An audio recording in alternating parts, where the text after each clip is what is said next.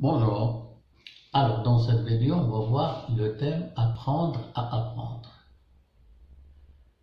Apprendre à apprendre, ça veut dire comment on apprend, comment on doit apprendre, bien sûr. Et c'est là le problème. D'accord? Vraiment, c'est là le problème. Alors, on va voir le thème apprendre à apprendre sur 4 points, 4 grands points, je vais dire. Alors, le premier, c'est apprendre à apprendre, c'est quoi? 2. Les sources d'apprentissage.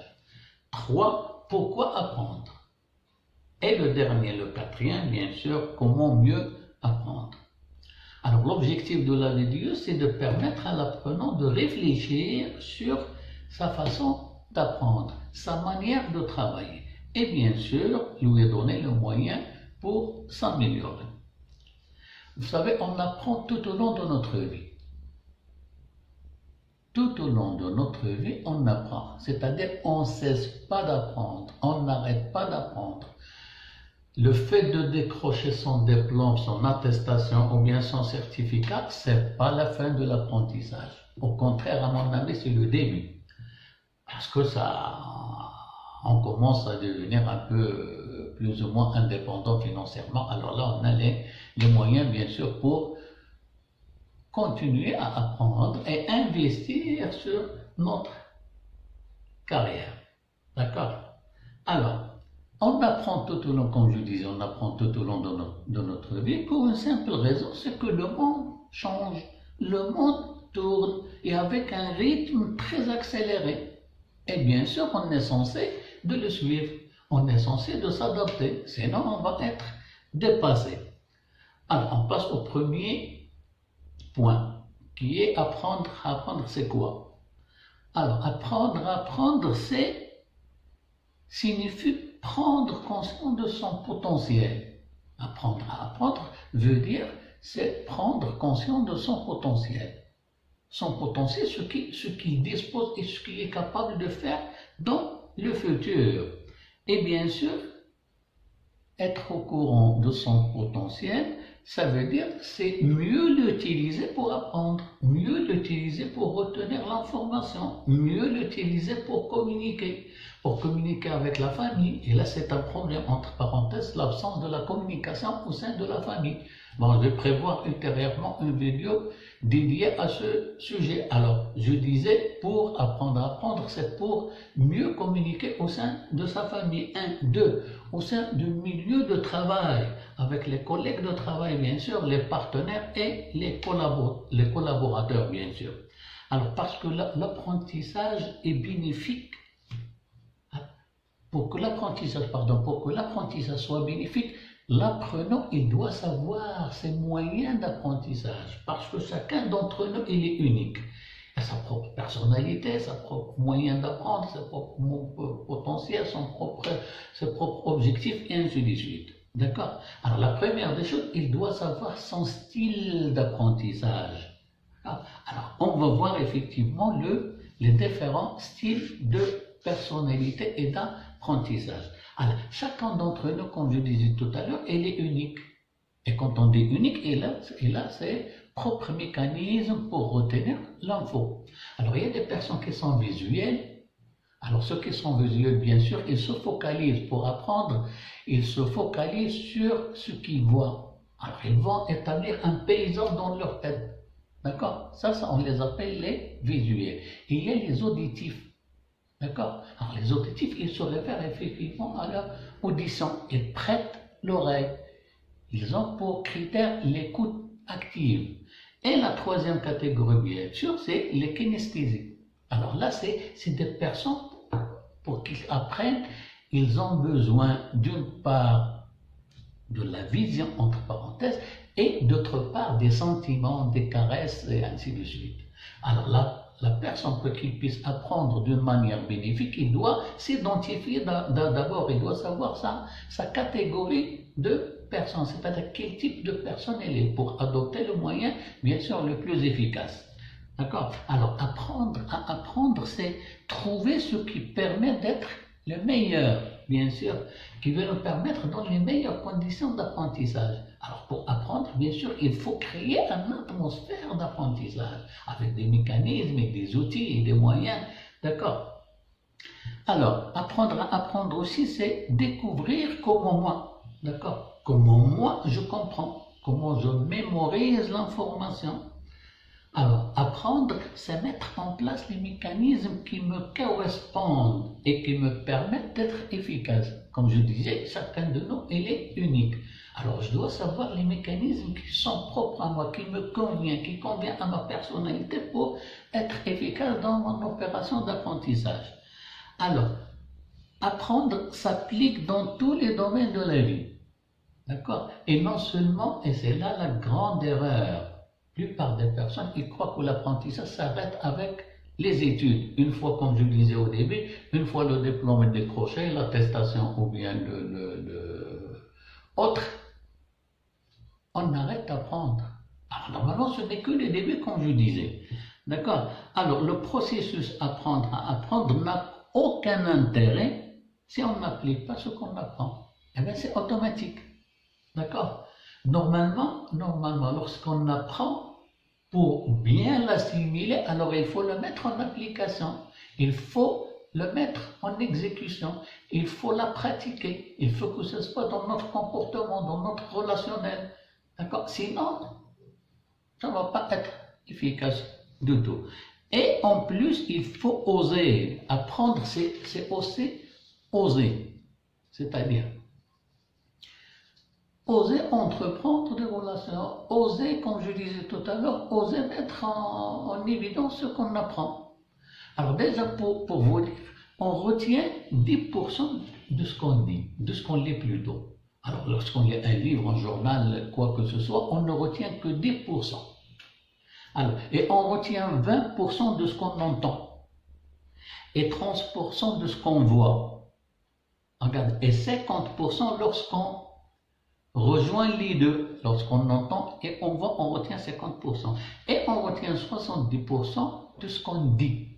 Alors là, c'est très important, comme on vient de voir dans la loi ou bien la règle de Feynman. C'est-à-dire, il faut en parler, il faut expliquer, faire la mieux, ça nous permet en premier lieu pour nous de mieux assimiler la chose ou bien le principe ou bien la technique. Et en fin de compte, 90% on retient, c'est on marie les deux, ce qu'on dit et ce qu'on fait. D'accord? Alors là, c'est tous les moyens, toutes les catégories, ils sont inclus là. D'accord? Alors, à partir une petite remarque aussi. À partir de la 3e semaine, on perd 90% de ce qu'on a appris. C'est la raison pour laquelle je disais tout à l'heure qu'il faut oser. Alors, ce qu'on retient, ce qu'on a appris, il faut l'exécuter, il faut le mettre en application, il faut travailler avec. D'accord? Comme ça, on va bien le concrétiser et par conséquent, on ne va pas le perdre. Parce que, comme je disais, à partir de la 3e semaine, on perd jusqu'à 90% de ce qu'on avait acquis et de ce qu'on avait appris. Alors, l'inconscient, la nature humaine, l'inconscient, il refuse le changement. Alors, la raison, c'est qu'il veut rester calme. Il n'ose pas aller vers l'inconnu. Il veut rester dans le connu. Et là, on va parler de la zone de confort. La zone de confort de chacun d'entre nous. Bon, c'est là où il se trouve à l'aise.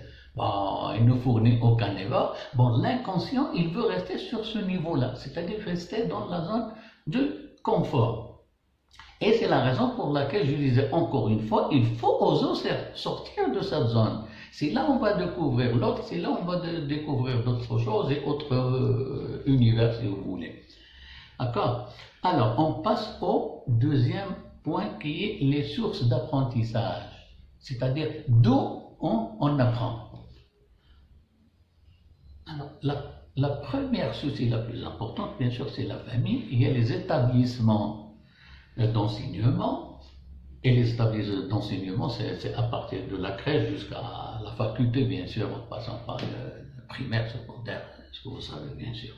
Et le milieu de travail, c'est-à-dire l'entreprise, la société, c'est-à-dire le milieu social, et les relations avec les autres. Et en dernier lieu, bien sûr, qui représente une source importante d'apprentissage, c'est les expériences. Bon, les expériences, ça peut être une expérience personnelle, comme il peut être une expérience hein, des autres. Alors, le plus percutant et le plus important des sources, bien sûr, c'est la famille et les établissements d'enseignement. Alors pourquoi? Parce que c'est là où la personnalité il se forme, c'est là où les traits de la personnalité ils se forment. C'est le futur homme, le futur adulte, le futur prof, le futur, c'est pas moi, avocat, le futur professionnel ou bien entrepreneur, c'est là où ça se décide. C'est là, c'est la raison pour laquelle je disais que c'est les sources les plus importantes. C'est la famille, les préalables des techniques d'apprentissage, c'est à travers la famille qu'on l'apprend. Et puis après, bien sûr, c'est les établissements d'enseignement, comme je disais. Alors, malheureusement, notre système éducatif, il consiste à apprendre, mémoriser et utiliser les nouvelles connaissances au mieux dans des situations spécifiques qui est les contrôles et les examens. Malheureusement, notre système, je m'explique, notre système éducatif, je ne peux pas dire plus que c'est un système là où la tête elle est bourrée d'informations, des informations qu'on va rappeler, effectivement, les mémoriser d'abord, puis après les rappeler en cas de besoin, bien sûr. C'est l'examen et le contraire, comme je disais tout à l'heure, et bien sûr, et hop, ça s'envole. D'accord? C'est-à-dire, notre système, il n'est pas dans la mesure de contribuer à la personnalité de l'individu ou bien de l'apprenant. C'est juste, on va lui offrir une panoplie d'informations, de connaissances et de compétences qui va mémoriser et bien sûr il va les rendre ou bien les restituer au moment opportun qui est l'examen et le contrôle et puis ça s'arrête là, malheureusement. D'accord? Alors, la première, à mon avis, la première leçon à enseigner à nos enfants, c'est comment apprendre. D'accord? Bon, il y a beaucoup de choses comme on va voir, beaucoup de choses que l'école ne fait pas apprendre aux apprenants, ou bien l'école n'enseigne pas, malheureusement. En premier, on trouve la confiance en soi. L'école n'enseigne pas ça, la confiance en soi. Que la note, c'est tout. On doit travailler pour la note, hein. Et c'est le diplôme, on ne dit pas le contraire, hein. La note est importante et le diplôme est important aussi. Mais c'est pas tout. D'accord? Alors, je disais la confiance, l'environnement professionnel de l'entreprise aussi, avoir le sens de l'écoute, on ne l'apprend pas à l'école, l'argent, et là, entre parenthèses, je vous prépare une vidéo, bien sûr, sur l'intelligence financière, c'est-à-dire l'argent, c'est quoi, d'où ça vient l'argent, comment investir l'argent, comment la dépenser, comment la fructifier. Alors là, on ne l'a pas appris à l'école. L'école n'a jamais appris comment, c'est quoi les finances, c'est quoi l'argent, c'est un peu dessous, ça s'appelle l'intelligence financière. Et par la même occasion, puisque je parlais de l'intelligence financière, il y a l'intelligence émotionnelle. On ne l'a pas appris à l'école, malheureusement, et on ne l'apprendra jamais. Entre parenthèses, je ne sais pas comment ça va se passer, surtout après comment on l'appelait, la pandémie, hein, parce que beaucoup de choses ont changé, hein, on espère dans ce sens aussi. D'accord? Alors, pour l'intelligence émotionnelle, on est dans une société où une personne elle manifeste la même émotion pour des situations tout à fait différentes. À ne rien comprendre. La raison, c'est qu'on ne nous a pas enseigné effectivement l'intelligence émotionnelle. Bon, beaucoup de la société, bon, l'environnement social aussi. C'est-à-dire qu'on n'a pas appris comment se comporter dans les endroits publics et avec l'autre. Comment créer un relationnel harmonieux. Bon, toute personne est exposée malheureusement, à d'importantes pressions de la société. D'une part, des médias et de la consommation. Alors, c'est trois. C'est trio, bien sûr, la société, bien sûr, et les médias et la consommation. c'est une impression de tonnerre.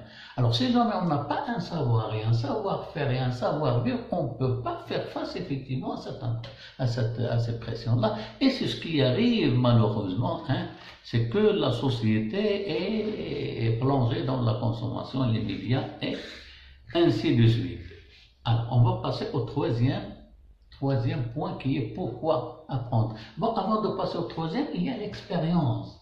Bon, l'expérience, comme je disais au début, l'expérience, il y a l'expérience professionnelle, l'expérience personnelle, pardon.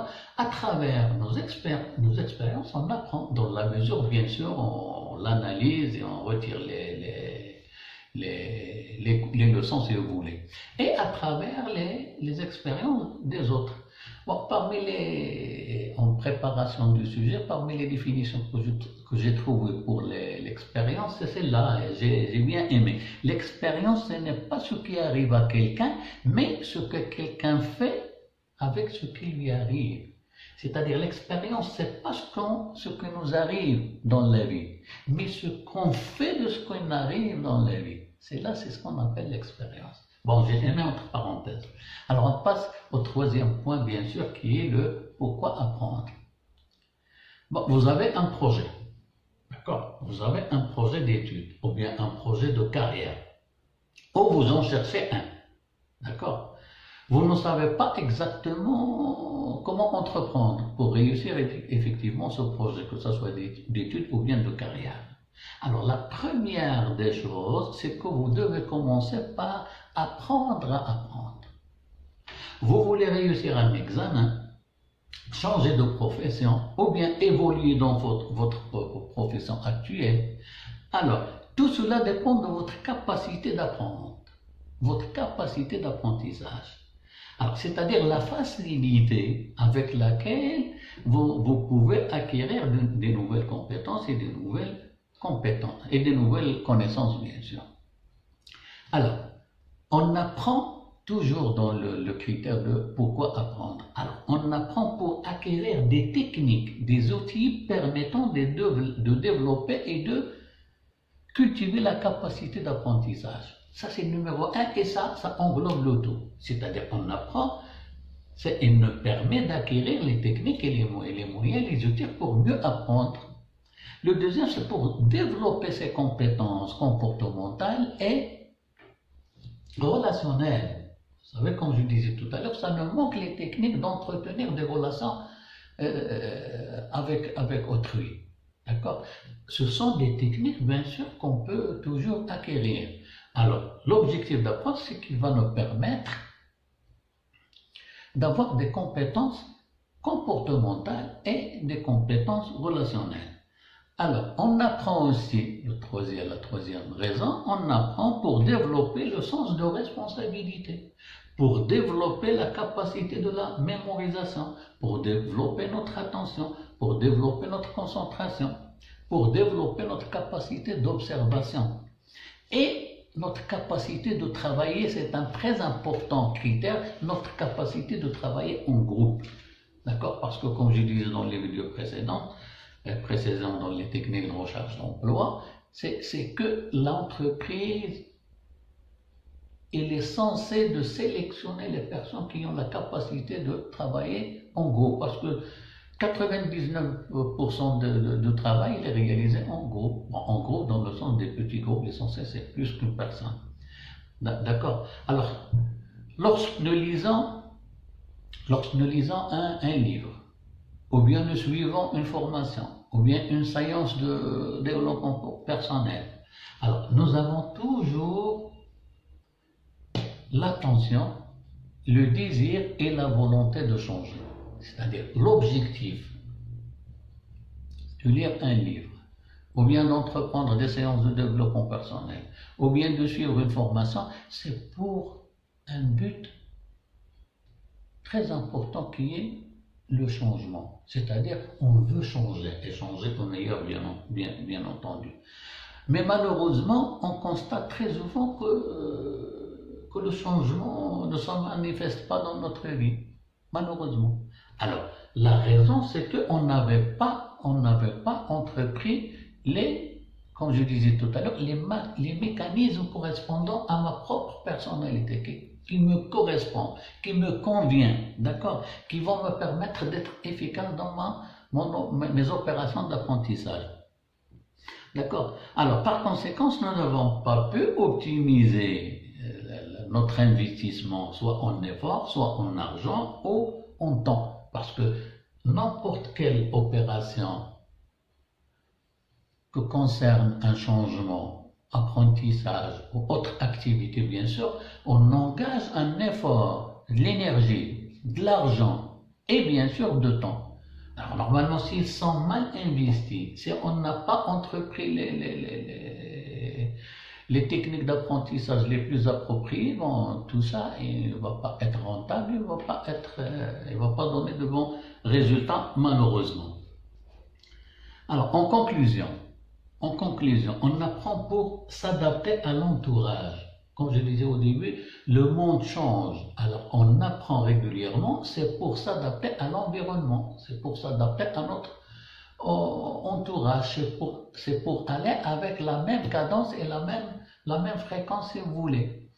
Ça d'une part. D'autre part, on apprend pour se construire. Alors, une personnalité, un esprit, ça se force, ça se construit. Alors, le fait d'apprendre, ça nous permet bien sûr de bien le cultiver. Alors, pour se permettre une qualité de vie meilleure, comme je disais pour l'entretien, chacun d'entre nous, il a droit, et c'est à souligner, il a droit à une qualité de vie meilleure. Mais ça se procure pas auprès des grands espaces ou bien des magasins. Ça se construit, ça se travaille. D'accord? Et la troisième raison, c'est pour avoir un statut social. Un statut, c'est une profession, un revenu, des propriétés, ainsi de suite. Et en fin de compte, c'est pour s'épanouir, c'est pour avoir une qualité de vie meilleure qui va me permettre en fin de compte l'épanouissement. Et c'est, si vous vous rappelez, dans la pyramide de Maslow, c'est le sommet. C'est-à-dire qu'on avait concrétisé toutes les catégories et toutes les étapes des besoins, bien sûr, et on arrive au niveau de l'épanouissement. D'accord? Alors, un bon apprentissage ne fait que de bien pour le mental, le physique et les finances. Alors, quand on apprend avec les meilleurs moyens et avec des objectifs bien déterminés, avec un mobile et une motivation, soyez sûr et certain que ça va se répercuter sur notre état physique, parce que comme on parle tout le temps l'esprit et le physique en relation, bon, je suis très bien dans ma peau, bon, c'est sûr et certain que je vais être bien dans mon physique et dans mes finances, parce que j'engage et j'investis, comme je disais tout à l'heure.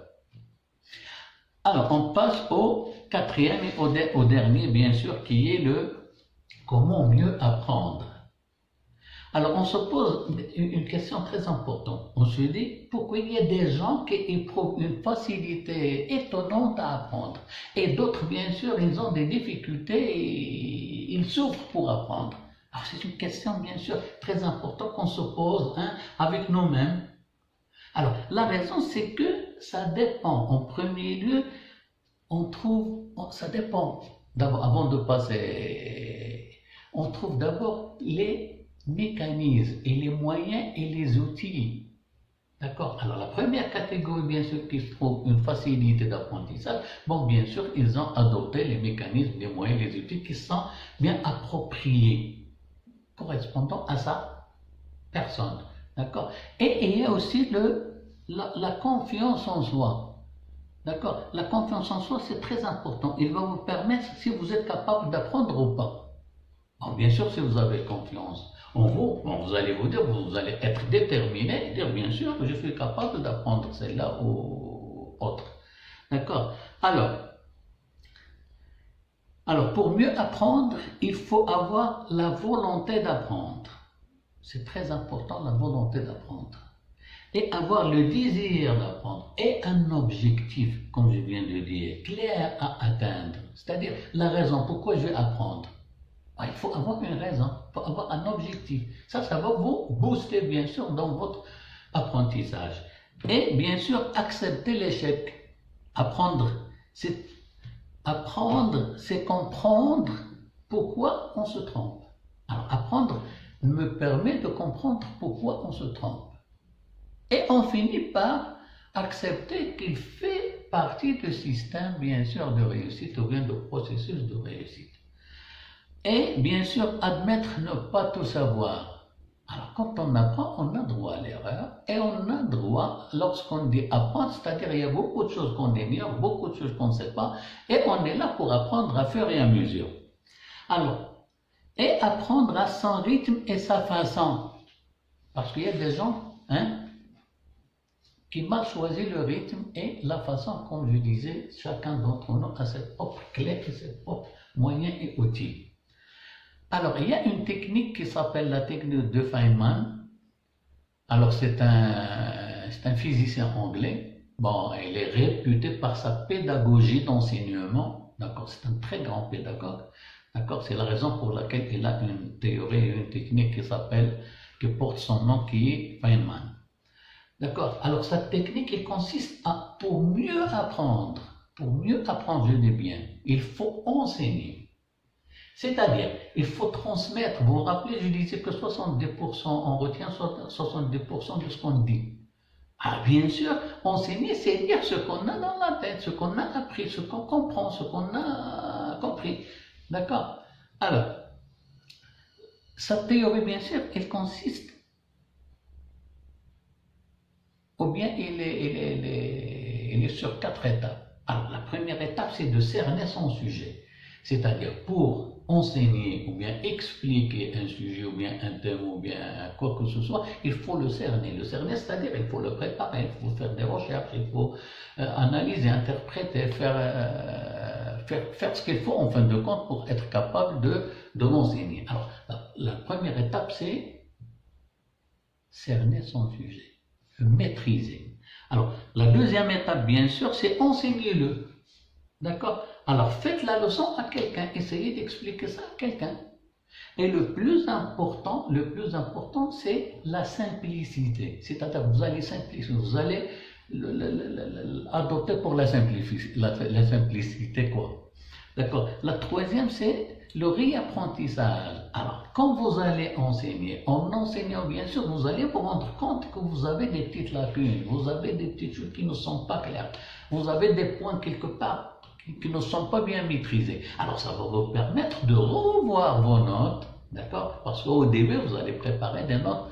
La première partie, cerner son thème ou bien son sujet, en prenant bien des notes et tout. Alors, au moment où vous allez l'enseigner, vous allez découvrir effectivement qu'il y a des points qui méritent d'être retraités. D'accord? Et la quatrième, expliquer de la manière la plus simple. D'accord?